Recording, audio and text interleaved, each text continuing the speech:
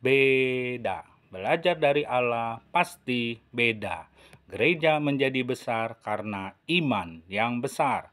Ada seorang hamba Tuhan yang mengatakan demikian. Sebenarnya tidaklah tepat perkataannya seperti ini. Cerdaslah dalam beriman dan temukan kebenarannya.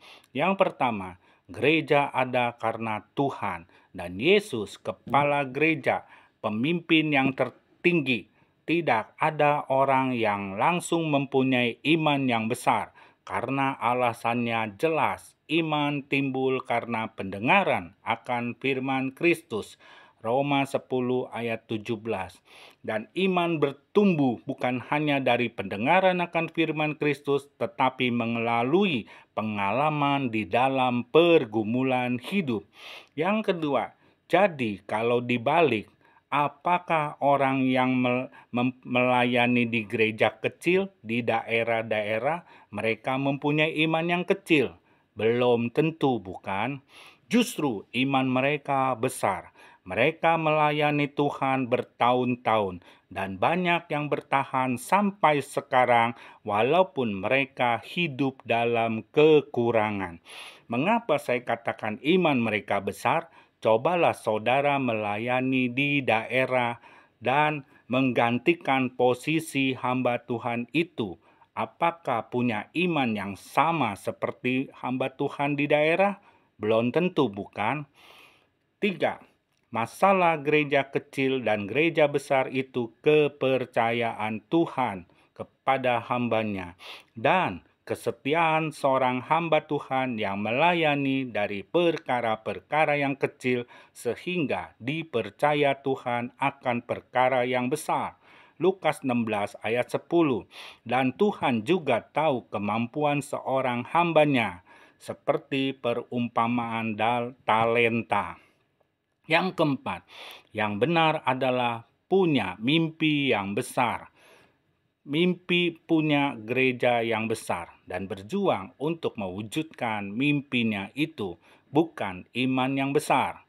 Yang kelima, tidak ada orang yang punya iman yang langsung besar, karena iman bertumbuh seperti biji sesawi yang kecil, bertumbuh sehingga menjadi pohon yang sangat besar.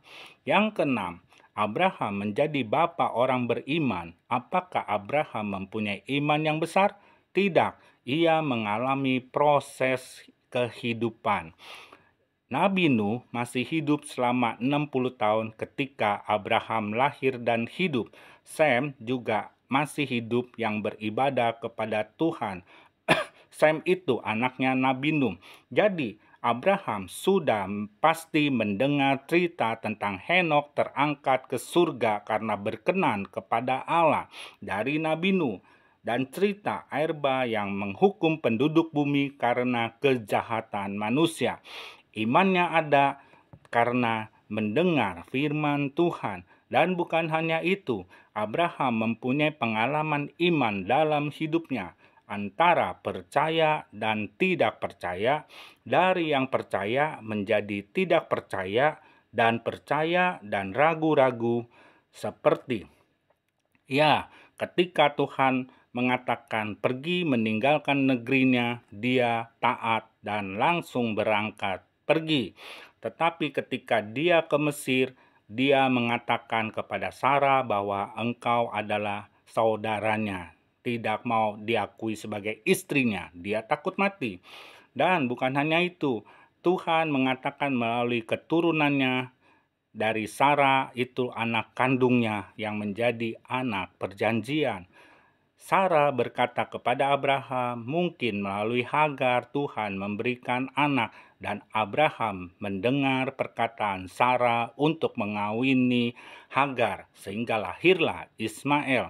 Apakah itu menunjukkan iman Abraham kepada Tuhan? Tidak, dia lebih mendengar perkataan istrinya daripada perkataan Tuhan.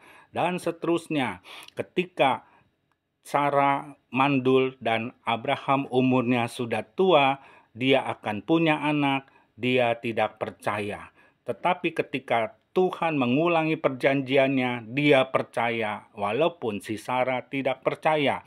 Dan ketika Tuhan menguji iman Abraham untuk mempersembahkan Ishak kepada Tuhan, ini imannya tidak diragukan lagi.